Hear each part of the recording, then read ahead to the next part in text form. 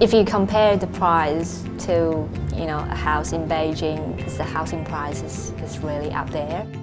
But in here, we get a 700 square meter land, big garden, standalone house. It's just not something you can get easily in China.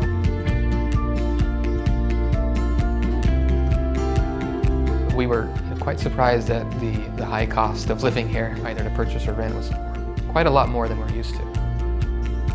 And I guess I didn't realize just how much accommodation would cost when I got here. So I looked at 12 different accommodations before I made my decision. The Wellington housing market is quite busy, and particularly at certain times of year it can take a little bit of time. So it helped that we had some ideas of specific areas of town that we would like to live in. Location was really important to us when we were looking to buy a house, because we could have spent, the same amount of money and gotten a bigger house further out of town, and we made a conscious decision that location was important. When I was looking at housing, I did find that one of the differences is just how cold a lot of the houses are. And so I made sure when I bought a house that was going to have proper insulation. There's a different mentality about warm houses. People are used to put layers during winter in their house, whereas people in Europe are usually just heating the house, or they've got better insulation.